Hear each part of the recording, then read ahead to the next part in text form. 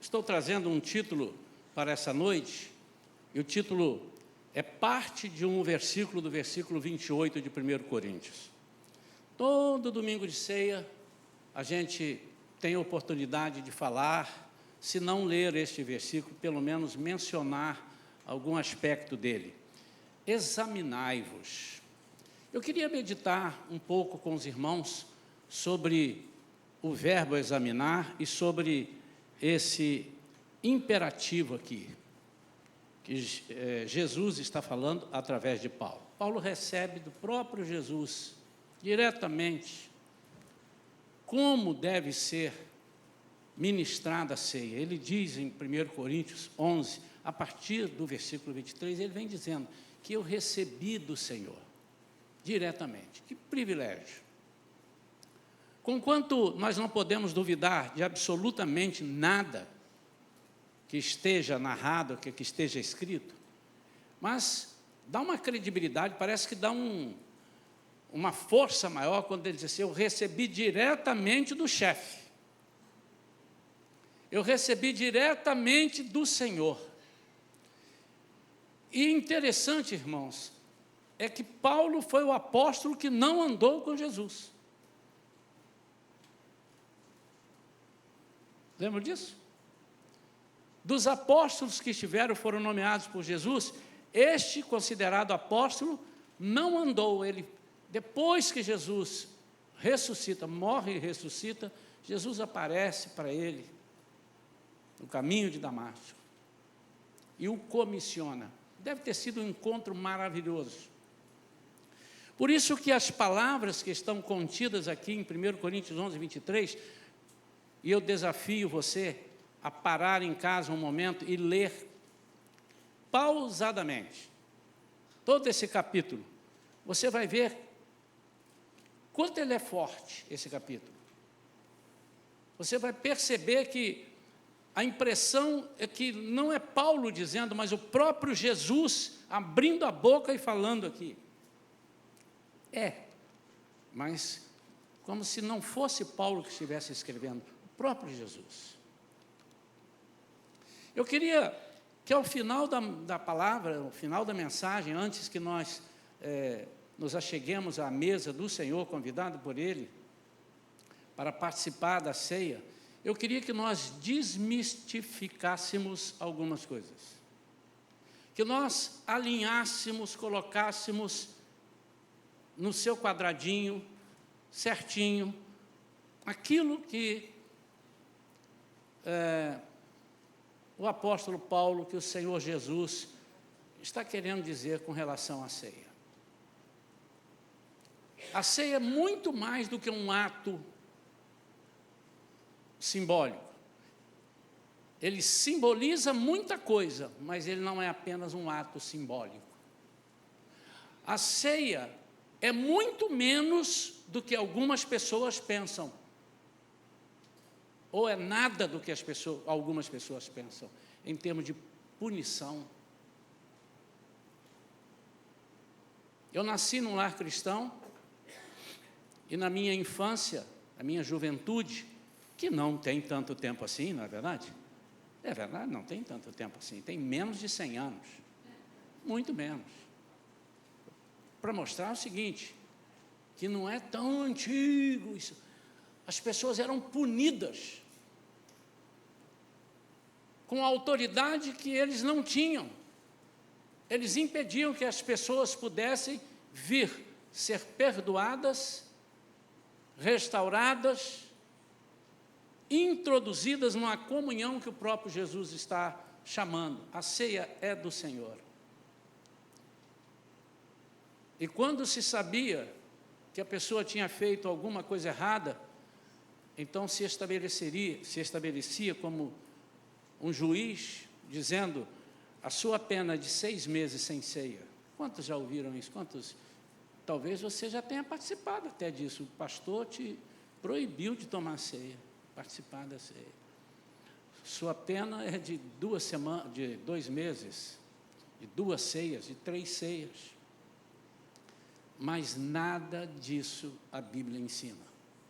Também não ensina que a ceia é graça pura e qualquer pessoa pode participar da ceia. Qualquer pessoa. Porque é comunhão. E se é comunhão, Jesus quer comunhão conosco, então você nem precisa, na verdade, ser crente. Mas a palavra de Deus mostra, basta você ler, estudar um pouquinho aqui e olhar os comentários originais, diz que a ceia é para os crentes. Porque é um compromisso que Jesus está fazendo com a sua noiva. Ele disse, eu vou casar com você, baseado no casamento judaico. Eu vou me casar com você e eu vou deixar essa aliança aqui, você vai aguardando aqui e faz isso tudo em memória de mim, me espera quando eu voltar. Mas não é apenas sobre um casamento, é sobre uma aliança de vida que Jesus tem para conosco ao morrer na cruz. E ele diz que nós devemos fazer tudo lembrando da morte dele.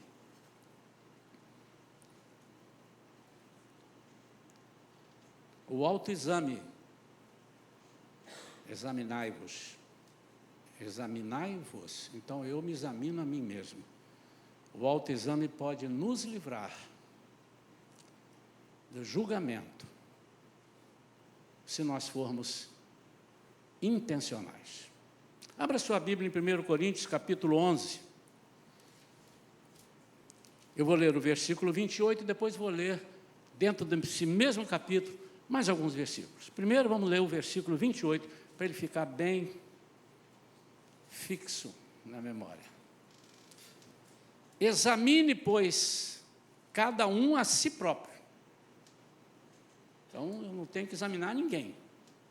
Aí eu já derrubo aqueles líderes, pastores, que talvez estão, coitados, eles não fizeram por mal, foram aprendendo isso, alguém incutiu na cabeça deles, e ele disse, eu estou examinando você, você não pode participar da ceia.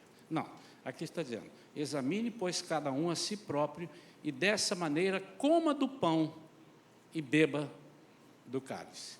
Que maneira? Dessa maneira, depois de examinar.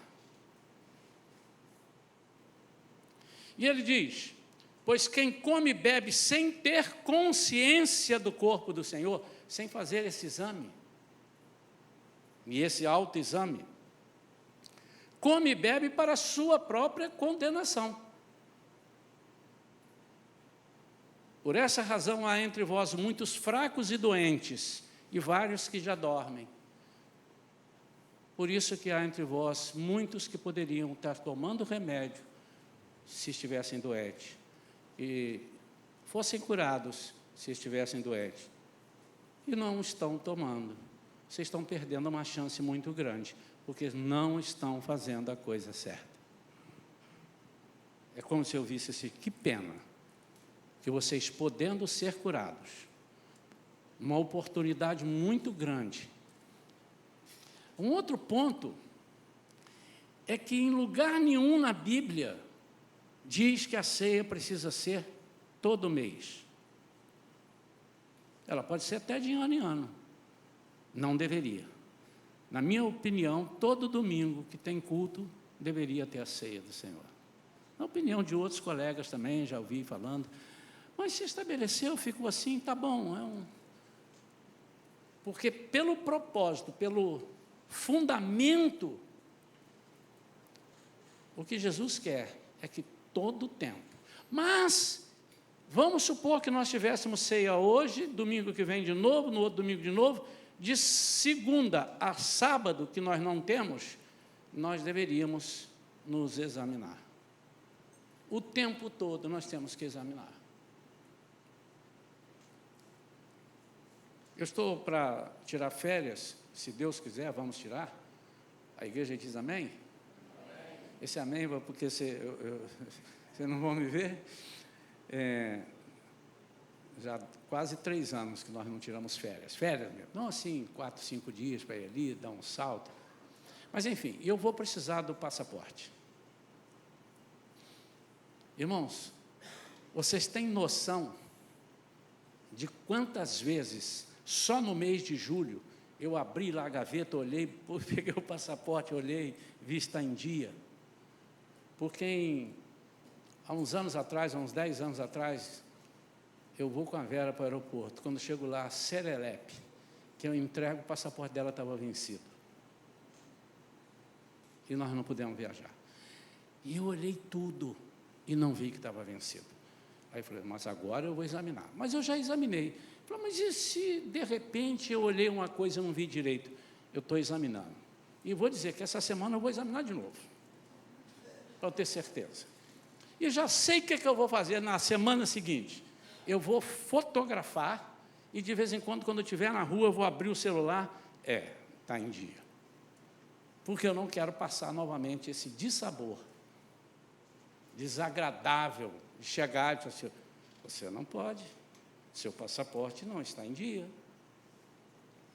O que Jesus está falando para nós, através do apóstolo Paulo, é que se nós fizermos isso, nós não seríamos condenados, nós não seríamos julgados, porque nós já estamos nos julgando a nós mesmos. Mas eu quero compartilhar com os irmãos alguns pontos sobre esse autoexame. Primeiro, o que então significa se examinar? Não se trata de se condenar, pois a Bíblia já diz, e ele diz, por essa razão e tal, contudo, se nós tivéssemos a cautela, versículo 31, de julgar a nós mesmos, não seríamos condenados. Não se trata, mas reconhecer que necessitamos o tempo todo de Cristo.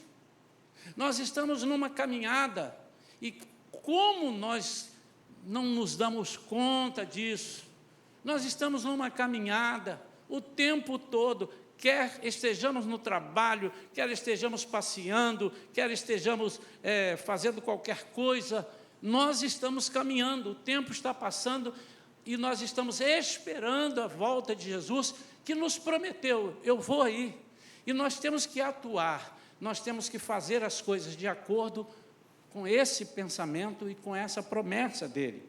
Examinar o quê? A minha vida, porque ela reflete a aliança, ou precisa refletir a aliança que eu tenho com Jesus. E todo o tempo eu vou te orientar, te dar uma dica. Você vai se examinar e você se pergunta, eu tenho tido? Tenho. Eu tenho demonstrado que tenho tido essa aliança com Jesus? Mais à frente nós vamos ver especificamente do que nós estamos falando. Eu tenho sido realmente uma demonstração de um seguidor íntegro. O que é um seguidor íntegro? É um seguidor sem faltar nada. Ele segue sem pestanejar, sem duvidar, sem questionar. Quem somos nós para questionarmos se o caminho que o Senhor está fazendo para nós é o correto ou não? Quem somos nós? Nós não sabemos, nós não conhecemos. Examinar como anda a minha fé. Ela precisa ser avaliada. E às vezes nós esperamos que algo que...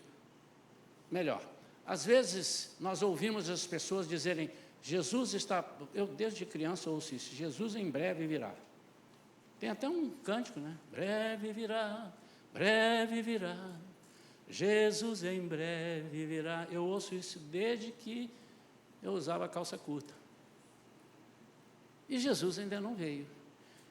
Mas se nós entendermos o que é o breve, muitas vezes nós estamos nos desanimando a nós mesmos, vai esperar um pouquinho. Nós estamos como aquelas 5 virgens que dormiram, todas as 10 dormiram, e as 5 dormiram, e dormiram despreparadas, sem o óleo, sem o azeite, além do que estava na lamparina, sem a reserva. Então, eu preciso examinar como anda a reserva da minha fé. Por quê? Porque dia após dia eu tenho levado sopapos do inimigo, da vida, sopapos não literalmente, mas coisas que me abalam. Hoje o pastor Augusto pregando disse que encontrou recentemente com um amigo, de tempos, que tinham congregado numa mesma igreja, e ele disse, aí perguntou, como é que você está? Você está igual à igreja, porque o pastor Augusto não estava lá, e ele imaginou, ele também não deve estar mais, já se passaram alguns anos. Ele disse, não, na verdade, eu não estou em igreja nenhuma, eu estou congregando na igreja online. Nós não estamos debochando de nenhuma igreja online, mas ela é incompleta, porque eu não tenho a possibilidade de estar com os irmãos como eu estou aqui agora. Lembra quando tivemos a pandemia, irmãos? Como as pessoas ficavam querendo, não abraça não pode. A máscara. Quando tiramos aquilo, eu lembro que, passado alguns meses, nós reabrimos a igreja. As pessoas chegavam aqui, irmãos, como quem sonham. Faz muita falta. Como anda a minha fé? E o meu amor pela obra, eu tenho que examinar isso. Eu tenho crescido em amor, eu tenho esfriado o meu amor. Eu tenho me acostumado a servir a Jesus, eu tenho me acostumado a seguir a Jesus.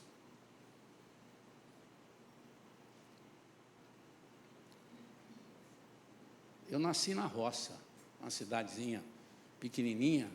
A única coisa bonita que tinha lá foi embora. Fui eu mesmo.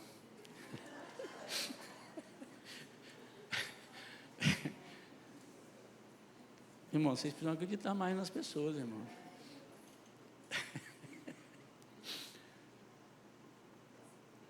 E lá era muito comum, porque hoje já evoluiu bastante, né? Aliás, há uns dias desses, um amigo que é de lá passou, como é que está? Tudo bem, Iguaçuí está bom.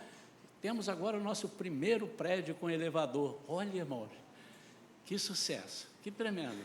Melhorou muito, melhorou. Hoje é uma evolução tremenda. Um prédio com elevador. Mas antes tinha prédio, mas sem elevador, só escada.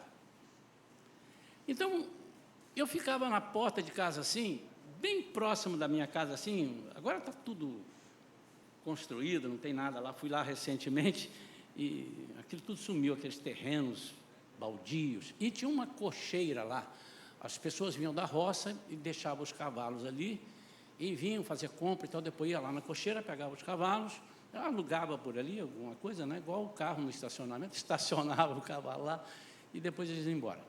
E tinha uma pessoa que eu gostava de conversar com ele era muito engraçado, mas o que eu percebi, ele tinha uma tropa de animais. Ele tinha uns 4 ou 5 animais que traziam cargas e levavam cargas. Vinha da roça, trazia batata, trazia as coisas. E eles andavam sozinhos. Muitas vezes, eu estou lá com a minha bicicleta andando, estou vendo eram os burros, né? Não eram cavalos, eram burros de carga. E eles andando, e eu não vi o camarada. E um dia ele estava completamente longe, eu falei, rapaz, os burros nós já aprenderam o caminho. Mas só não pode mudar, porque eles fazem aquilo ali, então se mudar um pouquinho, então pode soltar lá na minha casa, lá na roça, e colocar e dar uma varada, aí um vai, os outros vão tudo atrás. Mesmo caminho, e eles fazem aquilo o tempo todo. Será que nós temos seguido a obra do Mestre dessa forma, no embalo, porque já acostumamos? Examinar a minha comunhão com Deus e a comunhão com os irmãos. Você sabe que nós pecamos, nós erramos, nós desagradamos a Deus quando nós não gostamos de nos relacionar? Eu não estou dizendo que nós somos obrigados, vou chamar todo mundo aqui, de vez em quando, toda semana, 3 ou 4 lá em casa, comer uma pizza, eu vou na sua casa, nós vamos ali, vamos aqui. Não necessariamente, mas nós temos que nos relacionar, nós temos que conversar, nós temos que saber como anda um ou outro, ou todos, ou alguns membros do nosso corpo. Eu tenho sido egoísta, esse exame eu preciso fazer. Quando o apóstolo Paulo está ensinando, ele estava falando para uma igreja que era desordenada nesse sentido. Há um momento que ele ensina dizendo assim: vocês estão vindo aqui para comer? Comam em casa. Aqui não é para comer, vocês vieram para participar junto com o povo. Se vocês estão com fome, comam em casa. E outra disse: espere uns pelos outros, porque cada um por si. Isso é falta de comunhão, falta de interesse, egoísmo, farinha pouca, meu pirão primeiro. Mas o exame leva ao arrependimento e à restauração, se for intencional. Precisa ser intencional. O que é intencional? Eu me arrepender porque eu tenho intenção de me arrepender. Eu não me arrependi porque alguém falou: arrepende, rapaz, arrepende. É melhor para você, arrepende. É verdade? Então eu vou me arrepender. Não, você precisa ser convencido pelo Espírito Santo a se arrepender e ser restaurado. Você precisa dizer: eu quero fazer uma reforma na minha casa, na minha vida. Não é simplesmente pedir perdão pelos pecados para poder participar. Eu estou pensando que o dia que Deus falar faz hoje, Ele pode até falar para fazer hoje, não sei. Até agora não estou ouvindo aqui, o ponto aqui, não mandou não. Mas Deus diz: hoje não quero que ninguém ajoelhe antes, não quero que ninguém faça nada, eu quero pegar de surpresa. Eu quero que eles venham aqui para saber se eles serão condenados ou não. Porque muitas vezes nós deixamos tudo e trazemos uma sacola de problemas, e quando o pastor, quando o líder, quando alguém diz assim: vamos ajoelhar, pedir perdão. Senhor, meu Deus, que vergonha, Senhor, eu estou aqui pedindo perdão, perdoa, aqui para ganhar tempo, perdoa tudo. Eu não estou lembrando aquilo que eu lembro, aquilo que eu não lembro, aquilo que eu deixo de lembrar. Vai perdoando, vai limpando, arranca tudo, raiz e tudo. Amém, ufa, agora eu posso. Você está se enganando, meu. Não é isso. E não é isso que Jesus espera de nós. Ele quer que você, eventualmente, se eu estou aqui, estou lembrando, eu quero pedir perdão, realmente, eu estou chegando diante de uma mesa santificada, não que essa mesa é uma mesa santa, mas é uma mesa que representa a santificação, representa a presença de Jesus, como o altar representa. O que Ele quer é que você esteja consciente dos seus atos. Claro que devemos orar, vamos orar. Até agora o Senhor não falou para não fazer, vamos fazer. Mas o Senhor quer que nós estejamos sempre preparados. Quando o sacerdote que era responsável para entrar no Santo dos Santos, para oferecer o sacrifício de uma outra pessoa, para perdoar o pecado de uma outra pessoa, e só ele que podia entrar, ele entrava com uma corda, com os sinos pendurados, porque ninguém podia entrar lá. Por que os sinos? Porque se ficasse muito quieto um tempo, ele podia morrer. Mas como morrer? As pessoas entravam lá doentes, pastor? Eu vou te explicar. É porque eles não eram escalados com antecedência. Amanhã o sacerdote Eliaquim estará no Santo. Aí ele vai: o Senhor me perdoa, Senhor, me perdoa aquilo que eu estou lembrando, aquilo que eu não estou lembrando, tem misericórdia de mim. A Bíblia diz que quando nós pedimos perdão, o Senhor perdoa. Não, eles eram na hora assim: você, uau, eu tenho que entrar, e agora? Ele entrava tremendo, e podia morrer. Se tinha isso, é porque já tinha morrido pessoas assim. E ninguém podia entrar lá para tirar o camarada. Então o sino parou de bater, esse camarada está morto, mexe na corda, não nada, puxa a corda e arrasta ele para fora, porque você não pode entrar. Quantos não sabiam disso? Esforce. É verdade. Então o Senhor, na minha opinião, Ele não me disse isso aqui agora, mas no meu sentimento, é que o Senhor quer nos dar liberdade. Eu não quero que você use a lei do radar. Qual é a lei do radar? Tem uma lei que é obrigado a avisar: radar a 100 metros, aí você diminui. Passou 100 metros, agora eu vou. Agora tem uma nova lei, né, que depois que passar o radar, ainda tem não sei mais quando, o segundo radar pode te pegar. É uma lei que acho que vai entrar em vigor, enfim. Não, eu não quero essa lei. Eu não quero que você esteja assim, se preparando para vir, agora eu peço perdão. Isso desagrada a Deus. O exame revela que nós estamos em rota errada e que nós precisamos corrigir a nossa rota. Nós estamos caminhando numa outra linha. Quando eu sou cristão, quando eu digo que eu sou seguidor, eu preciso demonstrar isso fora daqui. E parece que eu estou vendo Jesus perguntando assim: examine-se e responda se você tem negado o meu nome, se você tem entristecido o Espírito Santo. Quando você teve uma oportunidade de ouro, naquele lugar que você estava, que não era nenhuma igreja, e você era a minha igreja ali, e você, para não causar confusão, resolveu dizer: não, isso aí eu não discuto. Isso aí, religião não se discute. Claro, não deve se discutir aquilo que a pessoa não quer ouvir, você não vai. Mas você tem que colocar o seu ponto de vista. Você não pode entristecer o Espírito Santo. Você não pode apagar o Espírito Santo. Examinar. O exame revela o que precisa ser corrigido. Não fuja do exame, mas fuja do alvo errado. Quantos estão entendendo isso? O Senhor está te perguntando: você tem sido crente mesmo? Faça um exame, se você já tem... eu posso confiar em você? Onde você está vindo? Estou vindo de rodear a terra. Ele está falando com o diabo, naturalmente. Essa risada é dele. Conhece meu servo Jó? Homem fiel, homem bom, desvia-se do mal.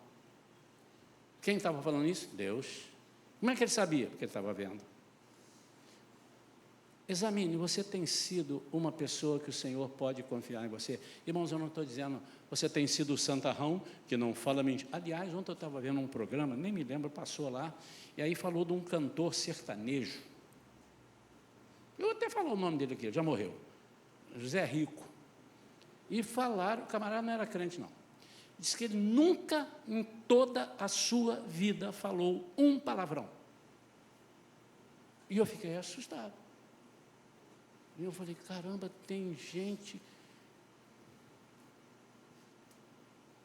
que é crente e não pode se comparar neste quesito a ele. Mas eu não estou dizendo disso, que você seja um santarrão, que você não erra, não. Até porque o Espírito Santo existe, está aí entre nós, para nos perdoar de algumas falhas, algumas coisas, mas nós não podemos falhar intencionalmente. Eu vou fazer, eu vou errar, eu vou ali, mas você pode errar. Filhinhos, não erreis, não pequeis. João não diz isso? Mas, se vocês pecarem, há um advogado. Por enquanto ele é o advogado, futuramente ele será o juiz. Espero que seja um juiz justo. Claro que é, né? Terceira coisa, para nós encerrarmos: examinar para participar dignamente. Opa, esse eu quero entender. Participar indignamente não é estar imperfeito. Eu não posso, porque eu falei 3 palavrões ontem, eu não vou, eu sou indigno. Não, ele não está falando isso. Não é isso. Mas participar indignamente é participar sem arrependimento. Versículo 27, que eu não li. Por esse motivo, quem comer do pão ou beber do cálice do Senhor indignamente será culpado de pecar contra o corpo e o sangue do Senhor. Indignamente. E ele vai dizer: então como é que eu faço para não participar indignamente?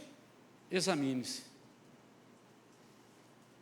Porque se você não se examinar, e repito, examine-se hoje, Mas examine-se segunda-feira, terça-feira, quarta-feira. Sabe o que vai acontecer? Você vai acostumar. Eu comecei uma dieta, os irmãos nem perceberam, né? E tal. Todo mundo me acusava, pastor, você está gordo, hein, pastor? Cuidado com essa barriga. Ninguém fala que eu emagreci, irmãos. Estou dando um duro danado.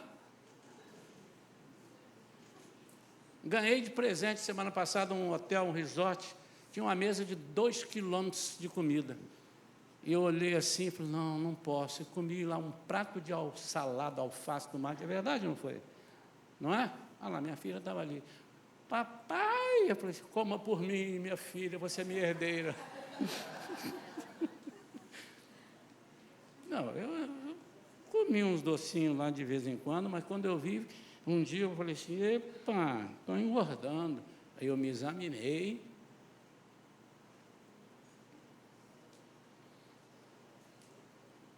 Participar indignamente é participar sem arrepender.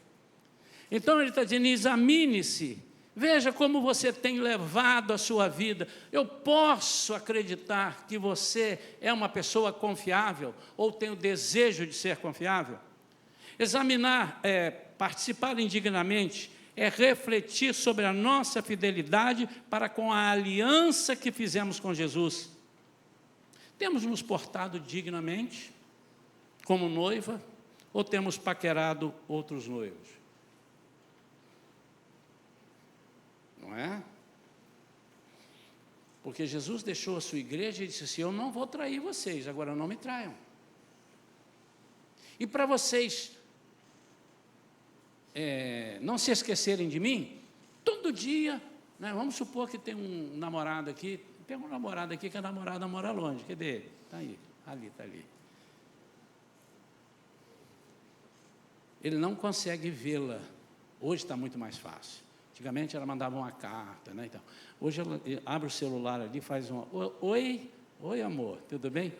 Eu sei que ele não faz isso todo dia, demora às vezes 2 semanas para fazer. Senhor, tem misericórdia. Não, quando ele está dormindo, ele não faz. Mas precisa fazer, sabe por quê? Porque imagine que não fizesse, um belo dia esfria, ele não lembra nem como é que é a cara dela, e ela não lembra como é que é a cara dele. O que Jesus está dizendo é o seguinte, todo tempo faça para vocês não esquecerem que vocês fizeram um compromisso comigo, para quando eu voltar, vocês não... Mas já voltou? É o senhor? Ih, eu não estava esperando, aguenta um pouquinho, espera aí, eu vou me arrumar aqui. A Santa Ceia, irmãos, não é para os perfeitos, mas para os que reconhecem que precisam do sangue de Jesus. Todo tempo, quanto mais independente você se sentir, menos você vai orar. Quanto mais independente você se sentir, menos você vai valorizar o sangue de Jesus. Quanto mais pecador você se sentir, mais você vai valorizar o sangue de Jesus, que é o único instrumento que pode nos resgatar da morte. Quando o apóstolo Paulo começa o seu ministério, os discípulos começaram a achar esse camarada, esse cara, ele é um 71, ele está infiltrado, é um X9, né, sei lá o que, como é que chama? Ele é um trem desse aí.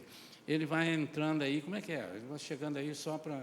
Cuidado com ele. E a Bíblia diz isso, que eles ficavam assustados. Não é possível, esse cara, da noite para o dia, virou crente. Os caras estavam apedrejando a gente, matou Estevão, viu, autorizou a matar. O que é isso? Não, esse cara não. E eles ficaram meio assim. E o apóstolo Paulo, em dado momento, depois você lê. As cartas de Paulo, você lê Paulo falando, e ele diz, é porque eu não me lembro onde está escrito isso agora, então para não falar bobagem, tá bem? Mas também não tem importância, está na Bíblia. Né? Aí o apóstolo Paulo ficou invocado uma hora. Ei, o que vocês estão pensando? Subiu no seu tamanco, um homem que falava mais de um idioma, um homem culto, hebreu dos hebreus, cheio da linhagem pura, disse, eu não sou inferior a ninguém.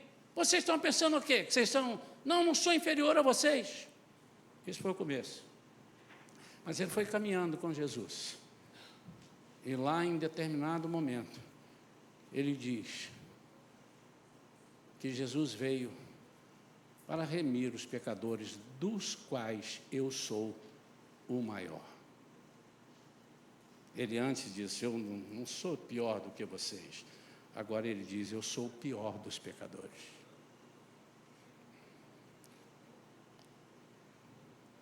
O exame nos mantém conectados à eternidade. Quem vive se examinando, mantém o coração preparado para a volta de Cristo. Quantos estão preparados?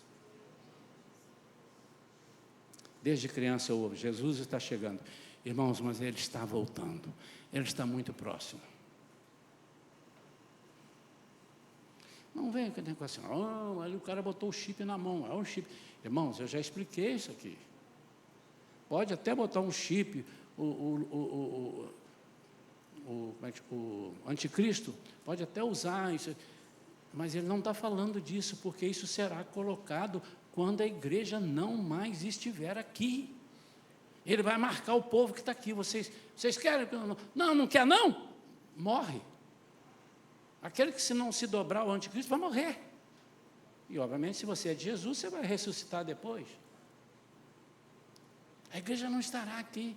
E ele vai começar, vamos fazer aqui, vamos fazer um negócio, eu acho que vai ser mais ou menos assim. O que está acontecendo? Olha, o governante, tem que fazer um negócio, que estão roubando da gente dinheiro, então vamos acabar com o dinheiro. Não vão roubar. Vamos fazer o seguinte, vamos passar só dinheiro para a conta do outro, mas aí eu tenho que usar o celular, estão roubando o celular. Esquece isso, amigo. Isso é coisa do passado, celular. Eu vou colocar um negócio na sua testa, ou na sua mão direita, está lá. Ninguém vai conseguir comprar ou vender se não tiver isso. Você vai chegar no lugar, vai olhar, pagou. Vai botar a mão, pagou. Hoje já é assim, no relógio, no celular, é para ir acostumando. Pô, graças a Deus, não vão me roubar meu celular. É só um detalhezinho, irmãos, para nós pensar. Nós estamos muito assustados com pequenas coisas, estamos esquecendo as grandes coisas que estão por trás do sistema, que já está por aí. Eu não acredito que o anticristo já esteja ali, já está governando, não sei o que, não acredito, mas também não desacredito, só que ninguém sabe, porque se eu soubesse, eu não faço parte da igreja, a igreja já subiu, porque a igreja não vai conhecê-lo. A ceia nos faz ter cada vez mais vontade de estar com Ele e, consequentemente, cada vez menos vontade de nos agarrar às coisas passageiras, coisas terrenas. Nos agarrar, não é não ter, irmãos. Conclusão: o exame não deve nos afastar da mesa. Pastor, você foi explicar isso? Não vou não. Eu vou ajoelhar aqui porque o senhor está mandando, mas eu não vou. Eu vou levantar e eu não vou não, porque eu não sou doido. Você não confia no perdão de Deus. Você não confia na graça de Deus. Você está dizendo que Jesus não tem palavra. No versículo que ele diz que Ele é rico em perdoar, que quando nós clamarmos Ele vai nos perdoar, você não crê nisso. Você é do outro time. O time que não crê em Jesus.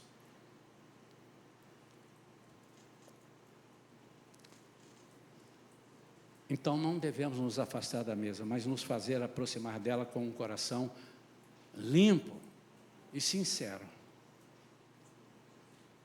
Examinai-vos, então, significa tomar atitude de abrir o coração para que Cristo seja pleno em nós. Não há misturas. Não há misturas. Quantos casais que nós temos aqui, eu sei que tem vários, o marido trabalha num lugar e a mulher trabalha no outro, então a mulher não trabalha, o marido trabalha, levanta a mão assim. E você vai trabalhar, você está num ambiente fora da sua casa. Você não tem medo de, quando voltar para casa, você esquecer do seu marido, ou então, não quero voltar para casa, porque eu me contaminei lá. Então eu não posso sair de casa. Porque se eu sair de casa, eu vou conseguir esquecer do meu marido. Isso acontece, irmãos? Ah, pastor, eu conheço uma pessoa que... Ah, irmão, você conhece um endemoniado. Mas não é a prática, não é o normal. Então, o que Jesus está querendo é que nós vivamos em lugares que não são também tão ambientes, não confunda, frequentar ambientes nocivos que você de antemão já sabe que não tem que estar lá. Não é isso que eu estou falando, não. Mas o ambiente do seu trabalho, onde tem o chefe que fala palavrão, alguém que é opressor, ninguém lá é crente em Jesus, você está lá, mas você é igreja, você precisa fazer diferença. E quando você for se examinar agora, Jesus está dizendo, você tem sido igreja lá no seu trabalho?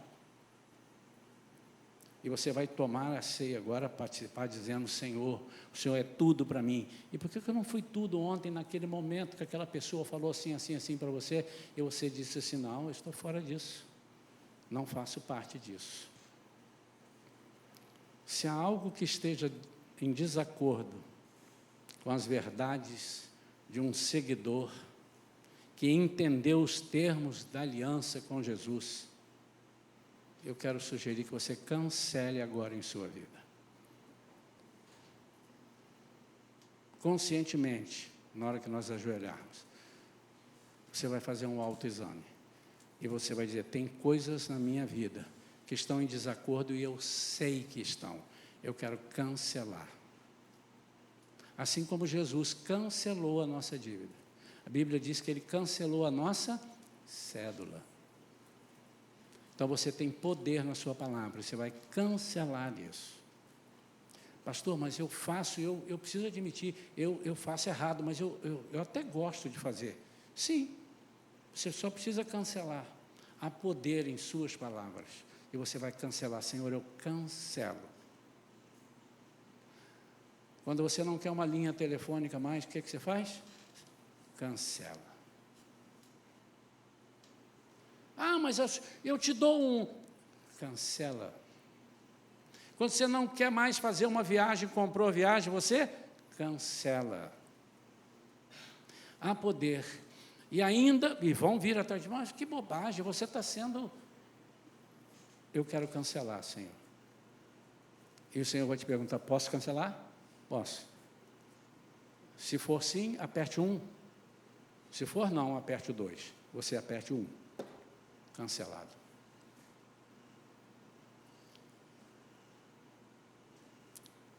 Se você não tem sido íntegro, falta um pedaço qualquer em sua caminhada. Se você não tem vivido como se pudesse demonstrar o quanto espera pela volta de Jesus, você precisa examinar-se, resolver o que quer mudar. Então, essa oração agora, eu gostaria que a igreja fizesse hoje e todas as ceias que nós formos fazer nesse sentido. É muito mais do que, Senhor, me perdoe, eu falei um palavrão ontem, eu matei um cachorro, atropelei um gato, que maldade, atropelei por querer, isso não é de Deus, não posso fazer assim com os bichanos. É muito mais que isso, irmãos. É tudo isso que eu disse. Senhor, sonda o meu coração e vê se há em mim algum caminho mau. Amém? Pai, obrigado, Senhor, porque agora nós não temos desculpas. E a Tua palavra, através do apóstolo Paulo, diz para nós nos examinarmos, e nós queremos examinar. Já estamos durante a pregação, eu sei que muitos irmãos estavam fazendo o seu autoexame. E agora, Senhor, antes de nos aproximarmos dessa mesa, que é Tua mesa, Jesus, ouça os pedidos de cancelamento dos Teus servos e entre com providência, tire a carga, o peso que está sobre a nossa alma, em nome de Jesus. Amém. Você fez essa oração sinceramente? Pronto. Nós então agora, eu quero dar oportunidade a todos que nós ajoelhemos.